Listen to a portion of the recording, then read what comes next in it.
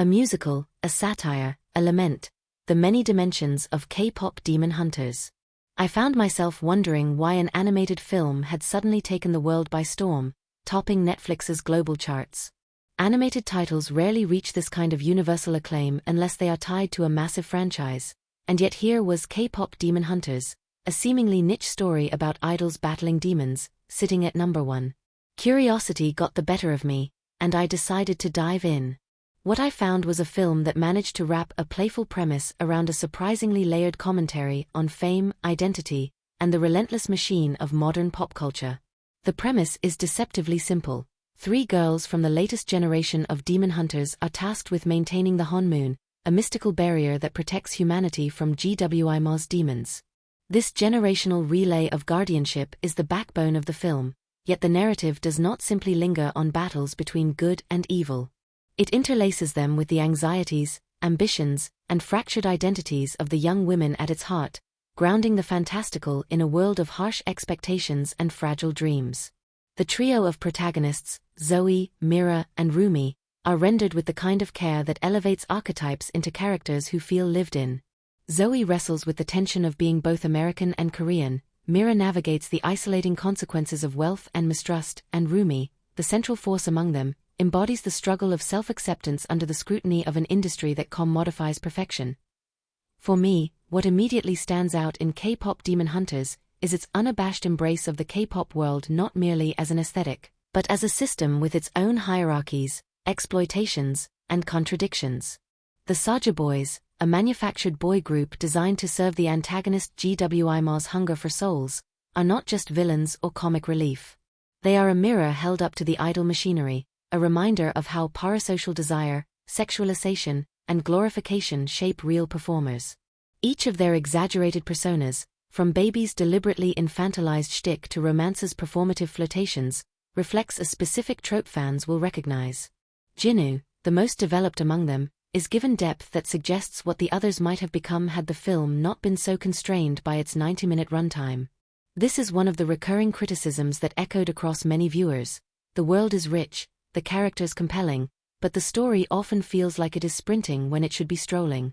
The brevity would not be an issue if the film had simpler ambitions, but this is a movie that wants to discuss identity, generational trauma, fan culture, corporate greed, the erosion of artistry in pursuit of global validation, and the quiet bonds between young women trying to trust one another in a cutthroat environment. There are moments when it succeeds brilliantly, a fleeting look between 2 characters that says more than dialogue ever could, a line about the pressure of being the perfect child that lands like a whisper of confession, and moments when it feels like entire arcs are left unexplored, sketches where there should have been portraits. The relationship between the girls evolves believably. Their camaraderie is earned through shared vulnerabilities, yet the antagonists and side characters often feel like they were waiting for a series rather than a standalone film to give them dimension. Where the film triumphs, however, is in its music and visual rhythm. The soundtrack is startlingly good, not just as accompaniment but as narrative scaffolding. The songs, many have noted, outshine contemporary K-pop tracks in their craft, seamlessly integrated into the story rather than added as afterthoughts.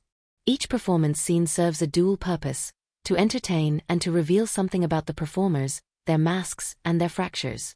The animation, too, is a feast with character designs that flirt with exaggeration without tipping into caricature, color palettes that swing between neon euphoria and haunted shadow, and choreography that feels weightless yet intentional.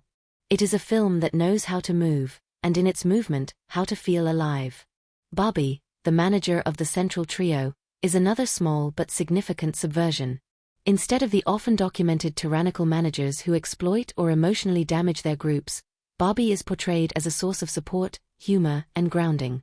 This choice alone signals that the creators are not interested in cheap vilification but in reframing archetypes, acknowledging the industry's failings without reducing every player to a monster. It is this refusal to flatten complexity that allows the film to resonate beyond its surface appeal. Yet, for all its playfulness, K-pop Demon Hunters is not afraid to graze the darker edges of idol culture. It shows how idols are commodified, how their humanity is often erased in the glare of fan projection, how globalization has not always meant liberation for the art form, but sometimes its dilution. There are passing but potent nods to the pressure to sing in English to capture Western markets, the loss of cultural specificity in pursuit of broader streams, the transactional nature of sponsorships, and the toll of living as both a product and a person. The film does not dwell long enough on these to become a critique in the traditional sense, but they ripple through the narrative like undertones that make the sweetness sharper. I believe one of the most poignant aspects of the film is its commentary on perfection. The girls are not simply fighting demons, they are fighting the gnawing voice that tells them to be better, prettier, more compliant, more marketable. Anxiety, imposter syndrome, and the hunger to belong are treated with a lightness of touch that makes them accessible to younger viewers without trivializing them for older ones.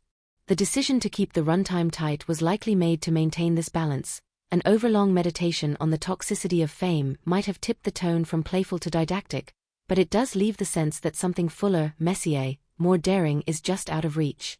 The comedic streak running through the film prevents it from becoming too heavy, often surfacing in the interactions between the girls and their outlandish adversaries. Moments like Baby mocking his own infantilization or the Saja boys leaning into their absurdity show a self-awareness that keeps the satire buoyant. Even in its critique, the film is affectionate. It does not despise K-pop, it mourns what it has lost and celebrates what it could still become. In the end, this is not a flawless film, but it is a fiercely likable one.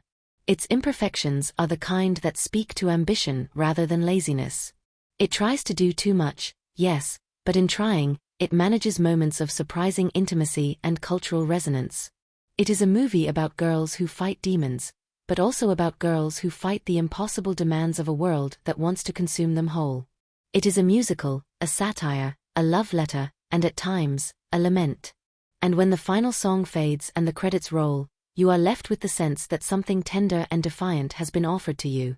Waiting another 9 years for a follow-up would be cruel. This world is ready to be lived in now.